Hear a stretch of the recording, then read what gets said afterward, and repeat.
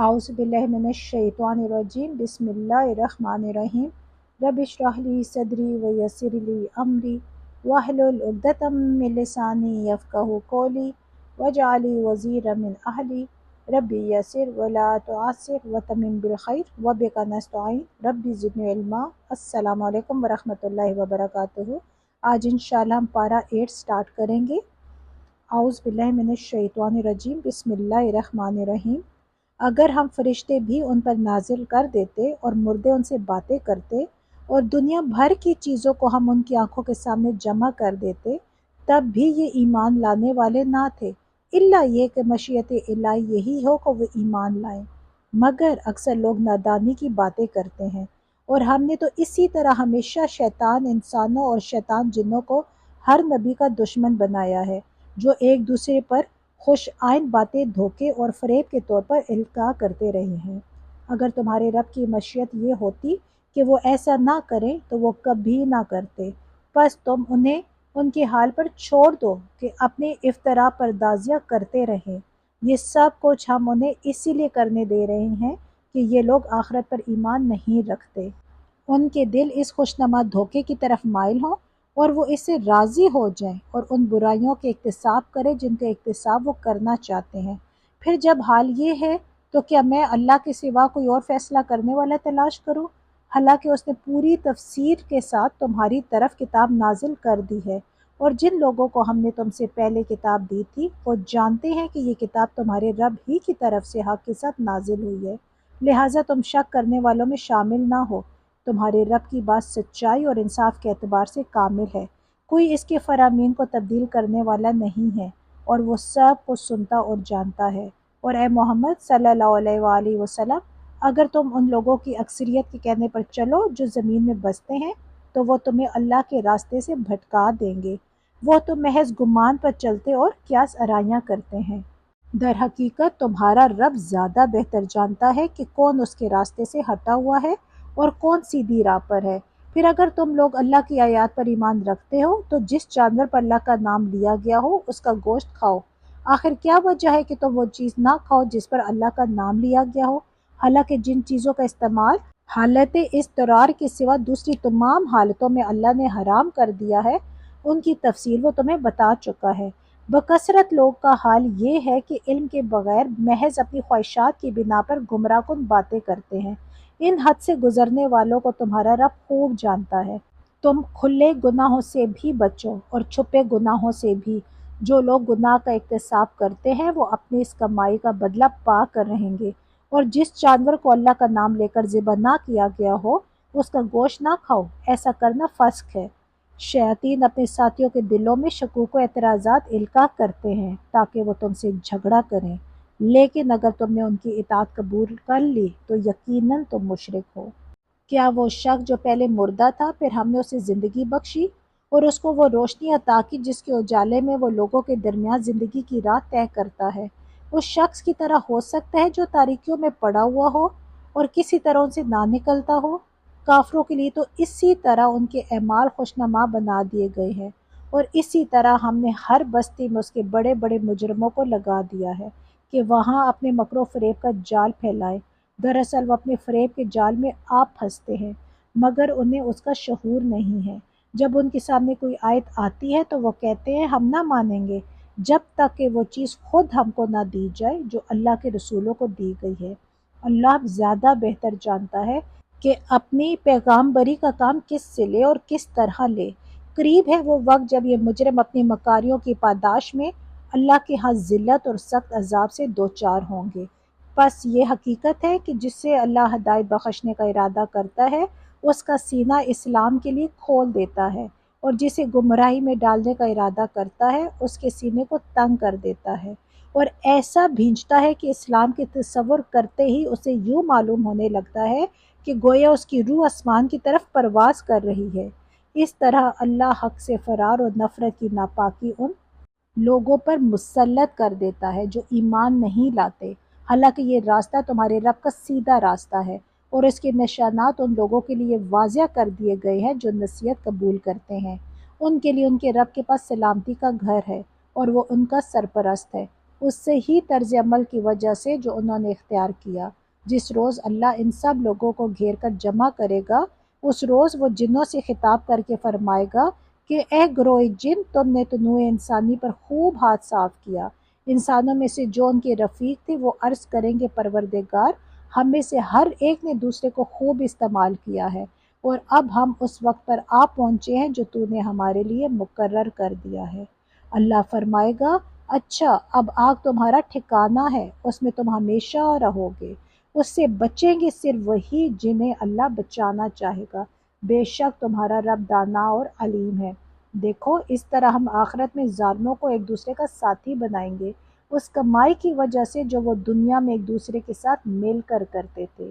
اس موقع پر اللہ ان سے یہ بھی پوچھے گا کہ اے گروہ جن و انس، کیا تمہارے پاس خود تم ہی میں سے وہ پیغمبر نہیں آئے تھے جو تم کو میری آیات سناتے اور اس دن کے انجام سے ڈراتے تھے؟ وہ کہیں گے، ہاں ہم اپنے خلاف خود گواہی دیتے ہیں۔ آج دنیا کی زندگی نے ان لوگوں کو دھوکے میں ڈال رکھا ہے، مگر اس وقت وہ خود اپنے خلاف گواہی دیں گے کہ وہ کافر تھے۔ یہ شہادت ان سے اس لیے لی جائے گی کہ یہ ثابت ہو جائے کہ تمہارا رب بستیوں کو ظلم کے ساتھ تباہ کرنے والا نہ تھا، جبکہ ان کے باشندے حقیقت سے ناواقف ہوں۔ ہر شخص کا درجہ اس کے عمل کے لحاظ سے ہے، اور تمہارا رب لوگوں کے اعمال سے بے خبر نہیں ہے۔ تمہارا رب بے نیاز ہے اور مہربانی اس کا شیوا ہے۔ اگر وہ چاہے تو تم لوگوں کو لے جائے اور تمہاری جگہ دوسرے جن لوگوں کو چاہے لے آئے، جس طرح اس نے تمہیں کچھ اور لوگوں کی نسل سے اٹھایا ہے۔ تم سے جس چیز کا وعدہ کیا جا رہا ہے وہ یقیناً آنے والی ہے، اور تم خدا کو عاجز کر دینے کی طاقت نہیں رکھتے۔ اے محمد صلی اللہ علیہ وآلہ وسلم، کہہ دو کہ لوگو، تم اپنی جگہ عمل کرتے رہو اور میں بھی اپنی جگہ عمل کر رہا ہوں۔ عنقریب تمہیں معلوم ہو جائے گا کہ انجام کار کس کے حق میں بہتر ہوتا ہے۔ بہرحال یہ حقیقت ہے کہ ظالم کبھی فلاح نہیں پا سکتے۔ ان لوگوں نے اللہ کے لیے خود اسی کی پیدا کی ہوئی کھیتیوں اور مویشیوں میں سے ایک حصہ مقرر کیا ہے، اور کہتے ہیں یہ اللہ کے لیے ہے بزعم خود، اور یہ ہمارے ٹھہرائے ہوئے شریکوں کے لیے۔ پھر جو حصہ ان کے ٹھہرائے ہوئے شریکوں کے لیے ہے وہ تو اللہ کو نہیں پہنچتا، مگر جو اللہ کے لیے ہے وہ ان کے شریکوں کو پہنچتا ہے۔ کیسے برے فیصلے کرتے ہیں یہ لوگ! اور اسی طرح بہت سے مشرکوں کے لیے ان کے شریکوں نے اپنی اولاد کے قتل کو خوشنما بنا دیا ہے تاکہ ان کو ہلاکت میں مبتلا کرے اور ان پر ان کے دین کو مشتبہ بنا دے۔ اگر اللہ چاہتا تو یہ ایسا نہ کرتے، لہٰذا انہیں چھوڑ دو کہ اپنے افتاء پردازیوں پر لگے رہیں۔ کہتے ہیں یہ جانور اور یہ کھیت محفوظ ہیں، انہیں صرف وہی لوگ کھا سکتے ہیں جنہیں ہم کھلانا چاہیں، حالانکہ یہ پابندی ان کی خود ساختہ ہے۔ پھر کچھ جانور ہیں جن پر سواری اور باربرداری حرام کر دی گئی ہے، اور کچھ جانور ہیں جن پر اللہ کا نام نہیں لیتے، اور یہ سب کچھ انہوں نے اللہ پر افترا کیا ہے۔ عنقریب اللہ انہیں ان افترا پردازیوں کا بدلہ دے گا۔ اور کہتے ہیں کہ جو کچھ ان جانوروں کے پیٹ میں ہے یہ ہمارے مردوں کے لیے مخصوص ہے اور ہماری عورتوں پر حرام، لیکن اگر وہ مردہ ہو تو دونوں اس کے کھانے میں شریک ہو سکتے ہیں۔ یہ باتیں جو انہوں نے گھڑ لی ہیں ان کا بدلہ اللہ انہیں دے کر رہے گا، یقیناً وہ حکیم ہے اور یہ سب باتوں کی اسے خبر ہے۔ یقیناً خسارے میں پڑ گئے ہیں وہ لوگ جنہوں نے اپنی اولاد کو جہالت اور نادانی کی بنا پر قتل کیا ہے، اور اللہ کے دیے ہوئے رزق کو اللہ پر افترا پردازی کر کے حرام ٹھہرا لیا۔ یقیناً وہ بھٹک گئے ہیں اور ہرگز وہ راہ راست پانے والوں میں نہ تھے۔ وہ اللہ ہی ہے جس نے طرح طرح کے باغ اور تاکستان اور نخلستان پیدا کیا، کھیتیاں اگائیں جن سے قسم قسم کے معقولات حاصل ہوتے ہیں، زیتون اور انار کے درخت پیدا کیے جن کے پھل صورت میں مشابہ اور مزے میں مختلف ہوتے ہیں۔ کھاؤ ان کی پیداوار جبکہ یہ پھیلے اور اللہ کا حق ادا کرو، جب ان کی فصل کاٹو اور حد سے نہ گزرو کہ اللہ حد سے گزرنے والوں کو پسند نہیں کرتا۔ پھر وہی ہے جس نے مویشیوں میں سے وہ جانور بھی پیدا کیے جن سے سواری اور بار برداری کا کام لیا جاتا ہے، اور وہ بھی جو کھانے اور بچھانے کے کام آتے ہیں۔ کھاؤ ان چیزوں میں سے جو اللہ نے تمہیں بخشی ہیں، اور شیطان کی پیروی نہ کرو کہ وہ تمہارا کھلا دشمن ہے۔ یہ 8 نر و مادہ ہیں، 2 بھیڑ کی قسم سے اور 2 بکری کی قسم سے۔ اے محمد صلی اللہ علیہ وآلہ وسلم، ان سے پوچھو کہ اللہ نے ان کے نر حرام کیے ہیں یا مادہ، یا وہ بچے جو بھیڑوں اور بکریوں کے پیٹ میں ہوں؟ ٹھیک ٹھیک علم کے ساتھ مجھے بتاؤ اگر تم سچے ہو۔ اور اسی طرح 2 اونٹ کی قسم سے ہیں اور 2 گائے کی قسم سے۔ پوچھو ان کے نر اللہ نے حرام کیے ہیں یا مادہ، یا وہ بچے جو اونٹنی اور گائے کے پیٹ میں ہوں؟ کیا تم اس وقت حاضر تھے جب اللہ نے ان کے حرام ہونے کا حکم تمہیں دیا تھا؟ پھر اس شخص سے بڑھ کر ظالم اور کون ہوگا جو اللہ کی طرف سے منسوب کر کے جھوٹی بات کہے تاکہ علم کے بغیر لوگوں کی غلط رہنمائی کرے؟ یقیناً اللہ ایسے ظالموں کو راہ راست نہیں دکھاتا۔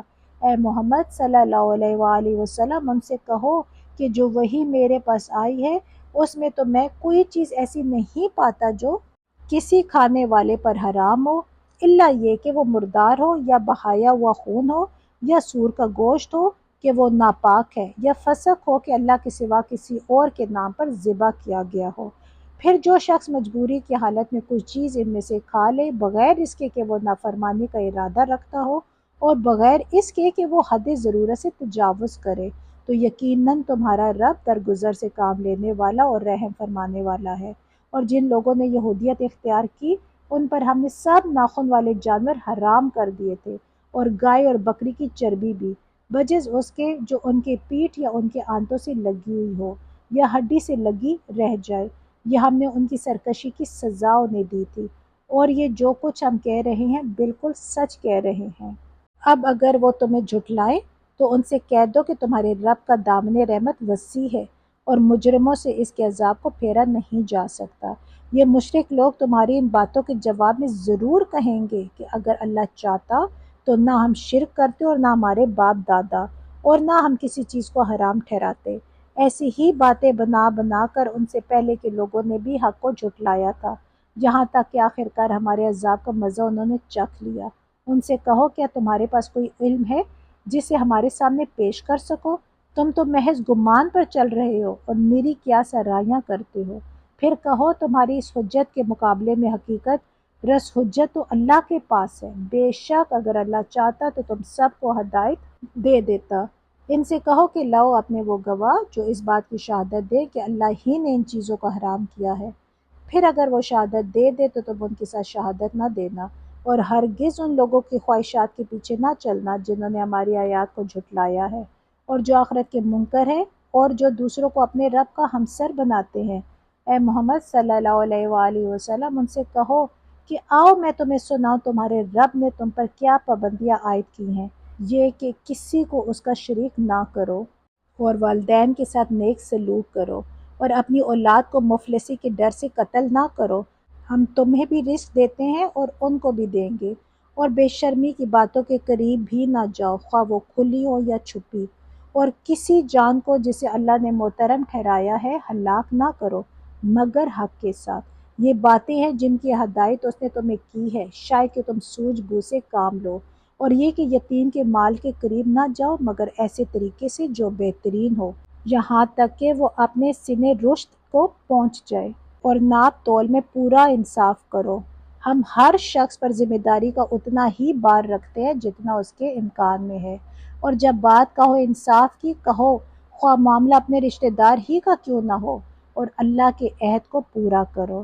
ان باتوں کی ہدایت اللہ نے تمہیں کی ہے شاید کہ تم نصیحت قبول کرو، نیز اس کی ہدایت یہ ہے کہ یہی میرا سیدھا راستہ ہے، لہٰذا تم اسی پر چلو اور دوسرے راستوں پر نہ چلو کہ وہ اس کے راستے سے ہٹا کر تمہیں پراگندہ کر دیں گے۔ یہ ہے وہ ہدایت جو تمہارے رب نے تمہیں کی ہے شاید کہ تم کجروی سے بچ جاؤ۔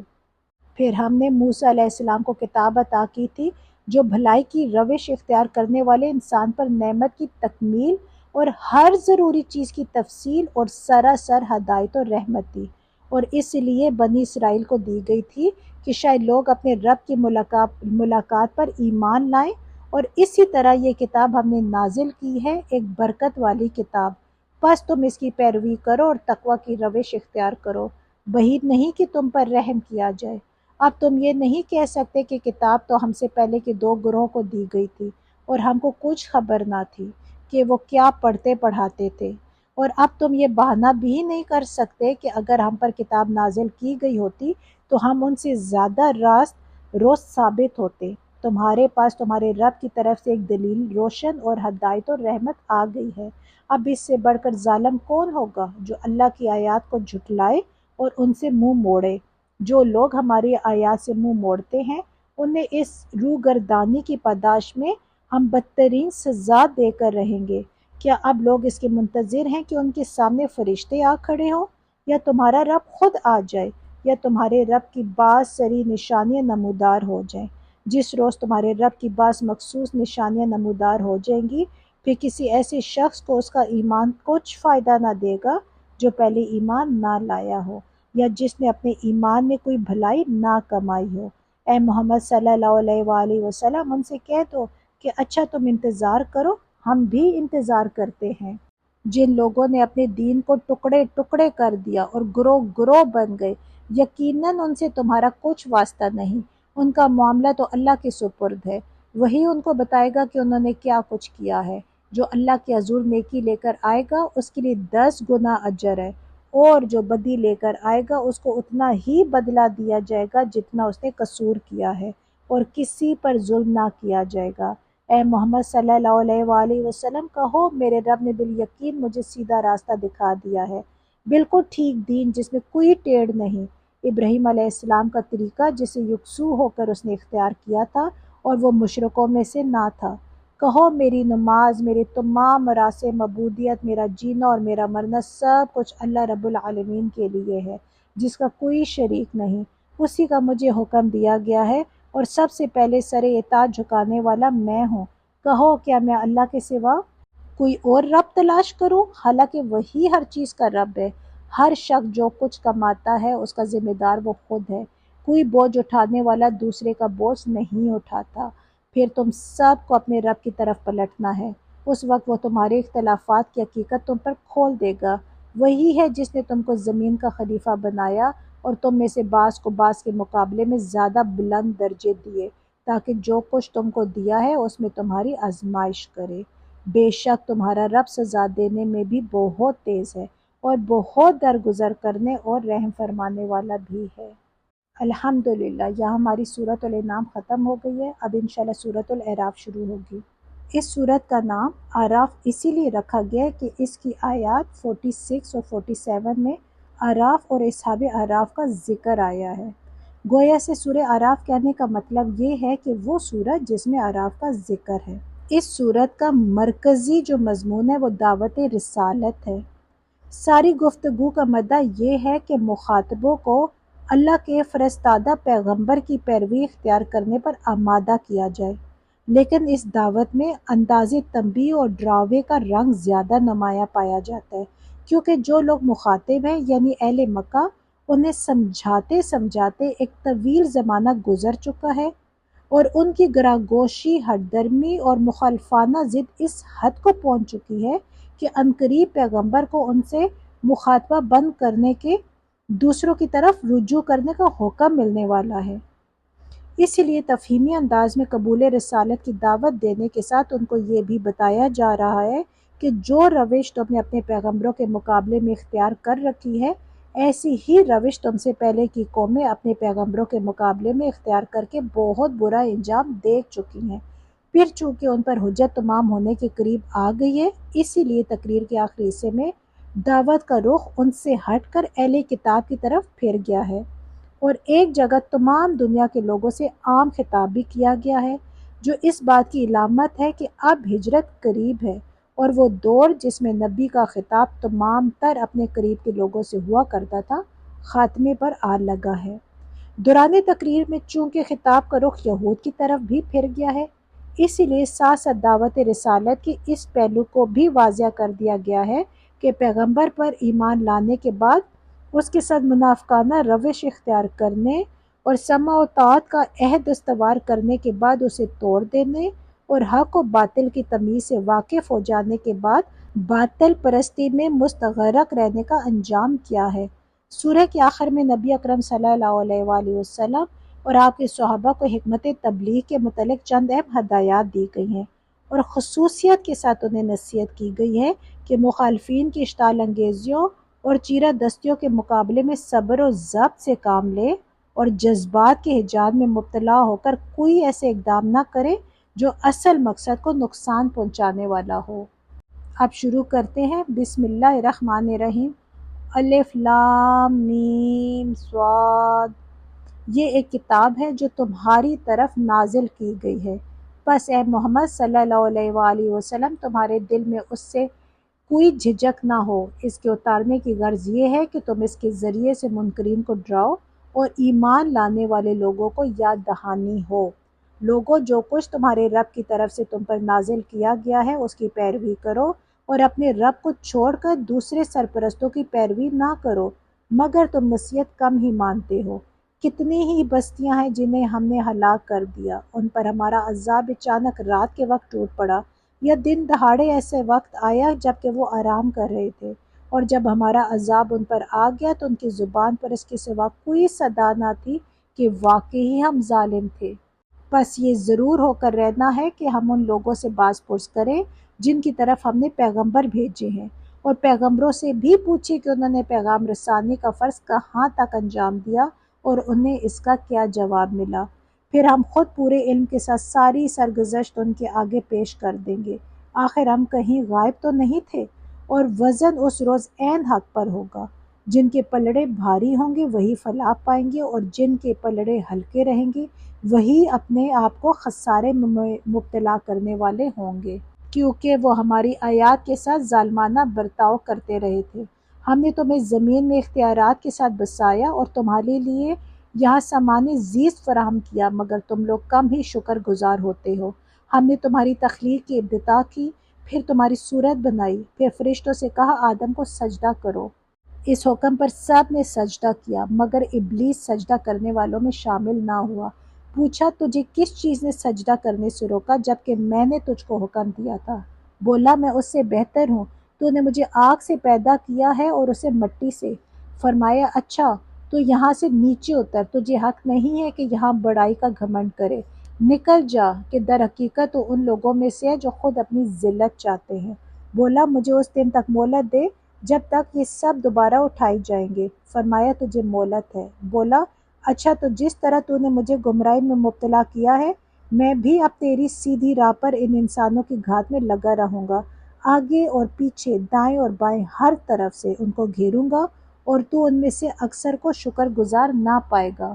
فرمایا نکل جا یہاں سے ذلیل اور ٹھکرایا ہوا، یقین رکھ کہ ان میں سے جو تیری پیروی کریں گے تجھ سمیت ان سب کو جہنم کو بھر دوں گا، اور اے آدم تو اور تیری بیوی دونوں اس جنت میں رہو جہاں جس چیز کو تمہارا جی چاہے کھاؤ، مگر اس درخت کے پاس نہ بھٹکنا ورنہ ظالموں میں سے ہو جاؤ گے۔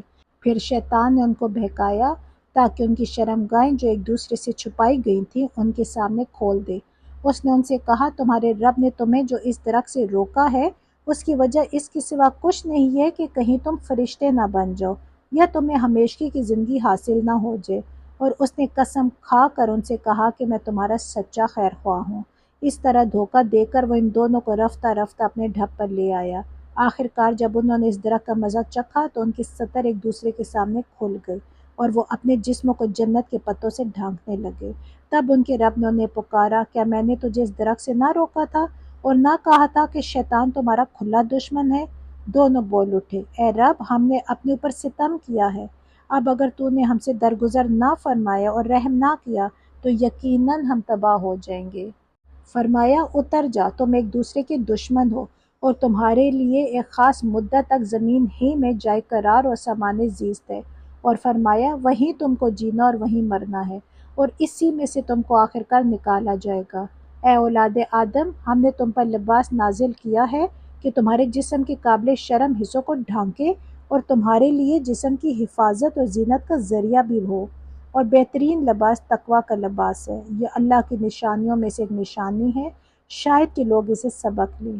اے بنی آدم ایسا نہ ہو کہ شیطان تمہیں پھر اسی طرح فتنے میں مبتلا کر دے جس طرح اس نے تمہارے والدین کو جنت سے نکلوایا تھا اور ان کے لباس ان پر سے اتروا دیے تھے تاکہ ان کی شرمگاہیں ایک دوسرے کے سامنے کھولے۔ وہ اور اس کے ساتھی تمہیں ایسی جگہ سے دیکھتے ہیں جہاں سے تم انہیں نہیں دیکھ سکتے۔ ان شیاطین کو ہم نے ان لوگوں کے سرپرست بنا دیا ہے جو ایمان نہیں لاتے۔ یہ لوگ جب کوئی شرمناک کام کرتے ہیں تو کہتے ہیں ہم نے اپنے باپ دادا کو اسی طریقے پر پایا ہے اور اللہ ہی نے ہمیں ایسا کرنے کا حکم دیا ہے۔ ان سے کہو اللہ بے حیائی کو حکم کبھی نہیں دیا کرتا۔ کیا تم اللہ کا نام لے کر وہ باتیں کہتے ہو جن کے متعلق تمہیں علم نہیں ہے کہ وہ اللہ کی طرف سے ہے؟ اے محمد صلی اللہ علیہ وآلہ وسلم ان سے کہو میرے رب نے تو راستی و انصاف کا حکم دیا ہے، اور اس کا حکم تو یہ ہے کہ ہر عبادت میں اپنا رخ ٹھیک رکھو اور اسی کو پکارو، اپنے دین کو اس کے لیے خالص رکھ کر۔ جس طرح اس نے تمہیں اب پیدا کیا ہے اسی طرح تم پھر پیدا کیے جاؤ گے۔ ایک گروہ کو تو اس نے سیدھا راستہ دکھا دیا ہے، مگر دوسرے گروہ پر گمراہ چسپاں ہو کر رہ گئی ہے، کیونکہ انہوں نے خدا کے بجائے شیاطین کو اپنا سرپرست بنا لیا ہے، اور وہ سمجھ رہے ہیں کہ ہم سیدھی راہ پر ہیں۔ اے بنی آدم، ہر عبادت کے موقع پر اپنی زینت سے آراستہ رہو، اور کھاؤ اور پیو اور حد سے تجاوز نہ کرو، اللہ حد سے تجاوز کرنے والوں کو پسند نہیں کرتا۔ اے محمد صلی اللہ علیہ وآلہ وسلم ان سے کہو، کس نے اللہ کی اس زینت کو حرام کر دیا جسے اللہ نے اپنے بندوں کے لیے نکالا تھا، اور کس نے خدا کی بخشی ہوئی پاک چیزیں ممنوع کر دی؟ کہو یہ ساری چیزیں دنیا کی زندگی میں بھی ایمان لانے والوں کے لیے ہیں، اور قیامت کے روز تو خالصتاً انہی کے لیے ہوں گی۔ اس طرح ہم اپنی باتیں صاف صاف بیان کرتے ہیں ان لوگوں کے لیے جو علم رکھنے والے ہیں۔ اے محمد صلی اللہ علیہ وآلہ وسلم ان سے کہو کہ میرے رب نے جو چیزیں حرام کی ہیں وہ تو یہ ہیں بے شرمی کے کام، خواہ کھلے ہوں یا چھپے، اور گناہ اور حق کے خلاف زیادتی، اور یہ کہ اللہ کے ساتھ تم کسی کو شریک کرو جس کے لیے اس نے کوئی سند نازل نہیں کی، اور یہ کہ اللہ کے نام پر کوئی ایسی بات کہو جس کے متعلق تمہیں علم نہ ہو کہ وہ حقیقت میں اسی نے فرمائی ہے۔ ہر قوم کے لیے مہلت کی ایک مدت مقرر ہے، پھر جب کسی قوم کی مدت آن پوری ہوتی ہے تو ایک گھڑی بھر کی تاخیر و تقدیم بھی نہیں ہوتی، اور یہ بات اللہ نے آغاز تخلیق ہی میں صاف فرما دی تھی کہ اے بنی آدم یاد رکھو، اگر تمہارے پاس خود تم ہی میں سے ایسے رسول آئیں جو تمہیں میری آیات سنا رہے ہوں، تو جو کوئی نافرمانی سے بچے گا اور اپنے رویے کی اصلاح کر لے گا اس کے لیے کسی خوف و رنج کا موقع نہیں ہے، اور جو لوگ ہماری آیات کو جھٹلائیں گے اور ان کے مقابلے میں سرکشی برتیں گے وہی اہل دوزخ ہوں گے جہاں وہ ہمیشہ رہیں گے۔ ظاہر ہے کہ اس سے بڑا ظالم اور کون ہوگا جو بالکل جھوٹی باتیں گھڑ کر اللہ کی طرف منسوب کرے یا اللہ کی سچی آیات کو جھٹلائے۔ ایسے لوگ اپنے نوشتہ تقدیر کے مطابق اپنا حصہ پاتے رہیں گے، یہاں تک کہ وہ گھڑی آ جائے گی جب ہمارے بھیجے ہوئے فرشتے ان کی روحیں قبض کرنے کے لیے پہنچیں گے۔ اس وقت وہ ان سے پوچھیں گے کہ بتاؤ اب کہاں ہیں تمہارے وہ معبود جن کو تم خدا کے بجائے پکارتے تھے؟ وہ کہیں گے کہ سب ہم سے گم ہو گئے، اور وہ خود اپنے خلاف گواہی دیں گے کہ ہم واقعی منکر حق تھے۔ اللہ فرمائے گا جاؤ تم بھی اسی جہنم میں چلے جاؤ جس میں تم سے پہلے گزرے ہوئے گروہ جن و انس جا چکے ہیں۔ ہر گروہ جب جہنم میں داخل ہوگا تو اپنے پیشرو گروہ پر لعنت کرتا ہوا داخل ہوگا، حتیٰ کہ جب سب وہاں جمع ہو جائیں گے تو ہر بعد والا گروہ پہلے گروہ کے حق میں کہے گا کہ اے رب یہ لوگ تھے جنہوں نے ہم کو گمراہ کیا، لہٰذا انہیں آ کر دوہرا عذاب دے۔ جواب میں ارشاد ہوگا ہر ایک کے لیے دوہرا ہی عذاب ہے مگر تم جانتے نہیں ہو۔ اور پہلا گروہ دوسرے گروہ سے کہے گا کہ اگر ہم قابل الزام تھے تو تمہیں کو ہم پر کون سی فضیلت حاصل تھی؟ اب اپنی کمائی کے نتیجے میں عذاب کا مزہ چکھو۔ یقین جانو جن لوگوں نے ہماری آیات کو جھٹلایا ہے اور ان کے مقابلے میں سرکشی کی ہے ان کے لیے آسمان کے دروازے ہرگز نہ کھولے جائیں گے، ان کا جنت میں جانا اتنا ہی ناممکن ہے جتنا سوئی کے ناکے سے اونٹ کا گزرنا۔ اب مجرموں کو ہمارے ہاں ایسا ہی بدلہ ملا کرتا ہے، ان کے لیے تو جہنم کا بچھونا ہوگا اور جہنم ہی کا اوڑھنا۔ یہ ہے وہ جزا جو ہم ظالموں کو دیا کرتے ہیں، بخلاف اس کے جن لوگوں نے ہماری آیات کو مان لیا ہے اور اچھے کام کیے ہیں، اور اس باب میں ہم ہر ایک کو اس کی استطاعت ہی کے مطابق ذمہ دار ٹھہراتے ہیں۔ وہ اہل جنت ہیں جہاں وہ ہمیشہ رہیں گے، ان کے دلوں میں ایک دوسرے کے خلاف جو کچھ کدورت ہوگی اسے ہم نکال دیں گے، ان کے نیچے نہریں بہتی ہوں گی، اور وہ کہیں گے کہ تعریف خدا ہی کے لیے ہے جس نے ہمیں یہ راستہ دکھایا، ہم خود راہ نہ پا سکتے تھے اگر خدا ہماری رہنمائی نہ کرتا۔ ہمارے رب کے بھیجے ہوئے رسول واقعی ہی حق ہی لے کر آئے تھے۔ اس وقت ندا آئے گی کہ یہ جنت جس کے تم وارث بنائے گئے ہو تمہیں ان اعمال کے بدلے میں ملی ہے جو تم کرتے رہے تھے۔ پھر یہ جنت کے لوگ دوزخ والوں سے پکار کر کہیں گے ہم نے ان سارے وعدوں کو ٹھیک پا لیا جو ہمارے رب نے ہم سے کیے تھے، کیا تم نے بھی ان وعدوں کو ٹھیک پایا جو تمہارے رب نے کیے تھے؟ وہ جواب دیں گے ہاں۔ تب ایک پکارنے والا ان کے درمیان پکارے گا کہ خدا کی لعنت ان ظالموں پر جو اللہ کے راستے سے لوگوں کو روکتے اور اسے ٹیڑھا کرنا چاہتے تھے اور آخرت کے منکر تھے۔ ان دونوں گروہوں کے درمیان ایک اور ٹھائل ہوگی جس کی بلندیوں اعراف پر کچھ اور لوگ ہوں گے۔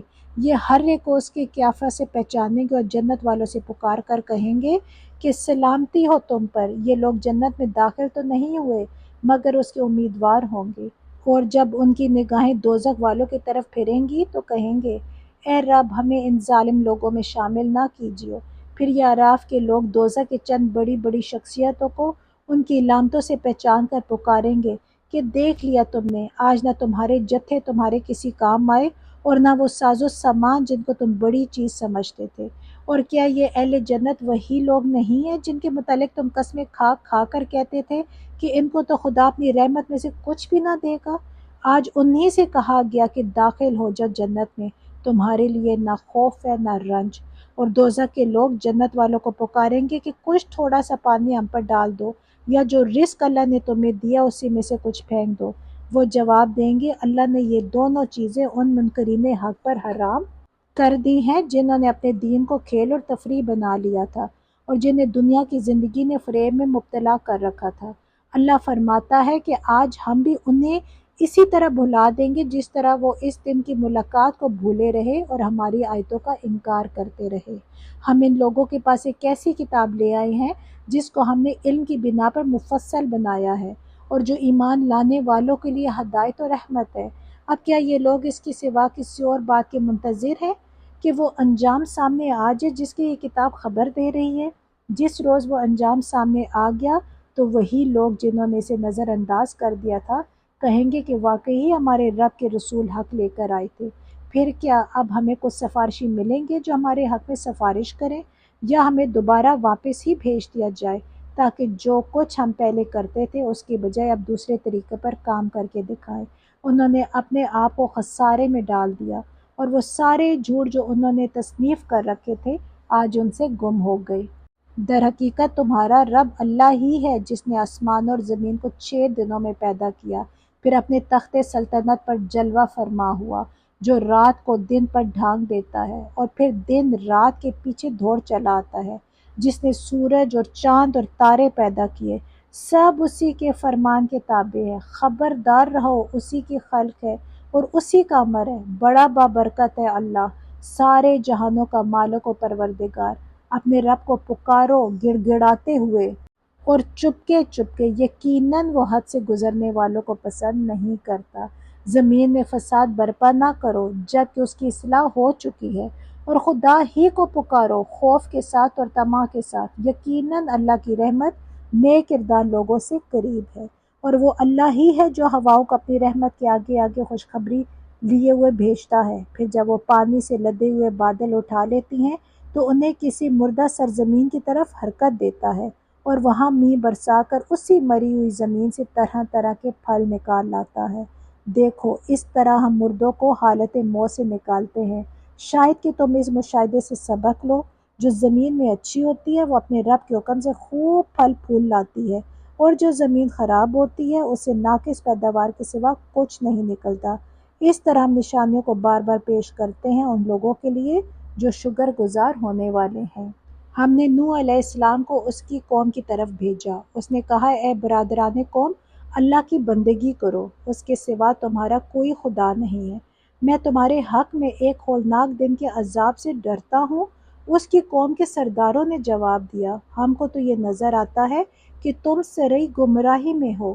نوح علیہ السلام نے کہا اے برادران قوم، میں کسی گمراہی میں نہیں پڑا ہوں بلکہ میں رب العالمین کا رسول ہوں، تو میں اپنے رب کے پیغامات پہنچاتا ہوں، تمہارا خیر خواہ ہوں، اور مجھے اللہ کی طرف سے وہ کچھ معلوم ہے جو تمہیں معلوم نہیں ہے۔ کیا تمہیں اس بات پر تعجب ہوا کہ تمہارے پاس خود تمہاری اپنی قوم کے ایک آدمی کے ذریعے سے تمہارے رب کی یاد دہانی آئی تاکہ تمہیں خبردار کرے اور تم غلط روی سے بچ جاؤ اور تم پر رحم کیا جائے؟ مگر انہوں نے اس کو جھٹلا دیا۔ آخر کار ہم نے اس سے اور اس کے ساتھیوں کو ایک کشتی میں نجات دی اور ان لوگوں کو ڈبو دیا جنہوں نے ہماری آیات کو جھٹلایا تھا۔ یقیناً وہ اندھے لوگ تھے۔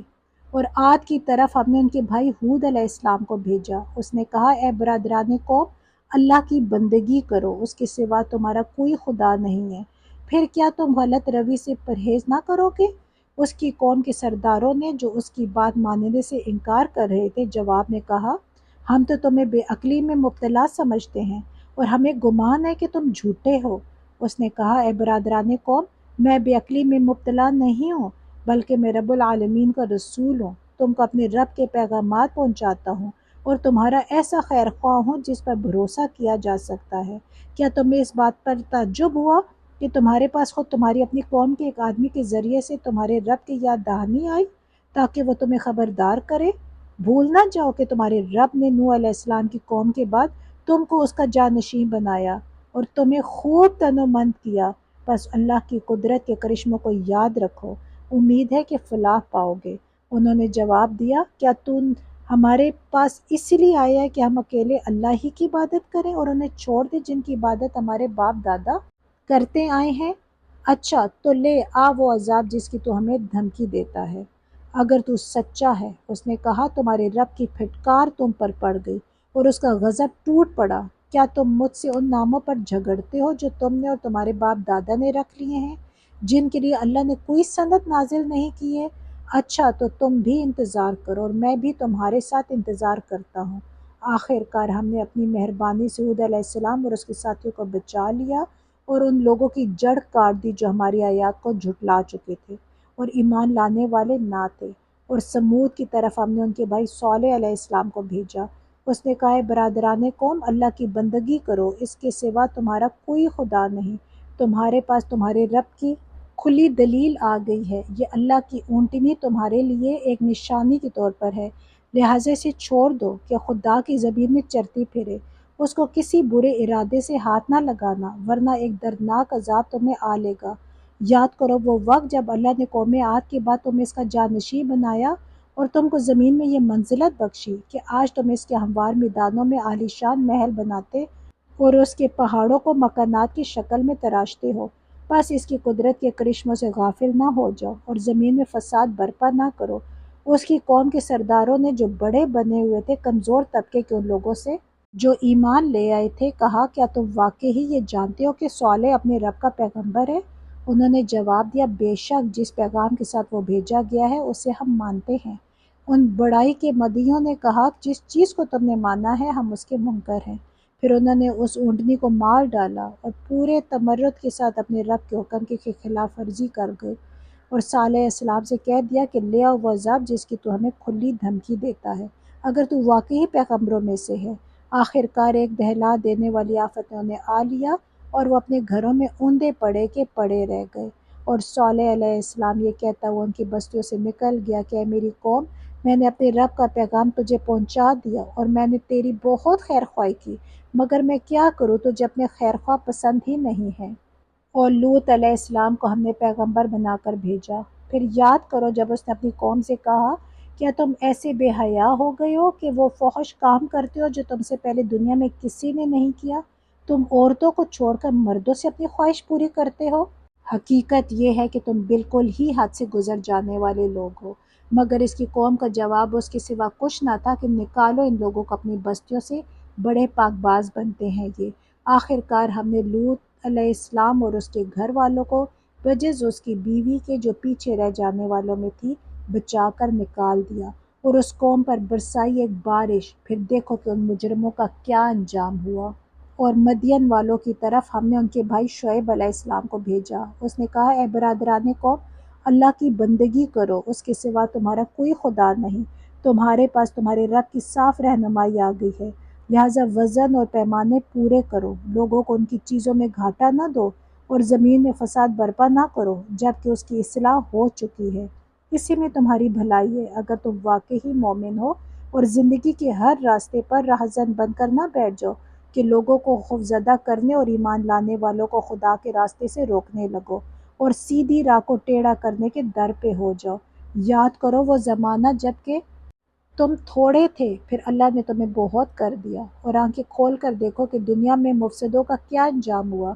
اگر تم میں سے ایک گروہ اس تعلیم پر جس کے ساتھ میں بھیجا گیا ہوں ایمان لاتا ہے اور دوسرا ایمان نہیں لاتا تو صبر کے ساتھ دیکھتے رہو یہاں تک کہ اللہ ہمارے درمیان فیصلہ کر دے، اور وہی سب سے بہتر فیصلہ کرنے والا ہے۔ الحمدللہ یہاں ہمارا پارہ 8 مکمل ہوتا ہے۔ اللہ تعالیٰ سے دعا ہے کہ اللہ تعالیٰ کے دین کے راستے میں جو ہماری چھوٹی سی کوشش ہے، اللہ تعالیٰ اس کو اپنی بارگاہ میں قبول فرمائے، میرے لیے، آپ سب کے لیے، اسپیشلی ہمارے والدین کے لیے اس کے صدقہ جاریہ بنائے، آمین۔ اور اللہ سے دعا ہے کہ یہ جو میں بولی ہوں، اگر مجھے سمجھانے میں یا میرے بولنے میں کوئی کمی بیشی ہو گئی ہو یا کوئی ایسی بات نکل گئی ہو میرے منہ سے جو نہیں نکلنی چاہیے تھی، اللہ تعالیٰ مجھے معاف کرے اور ہم سب کے علموں میں اضافہ فرمائے، آمین۔ السلام علیکم ورحمۃ اللہ وبرکاتہ۔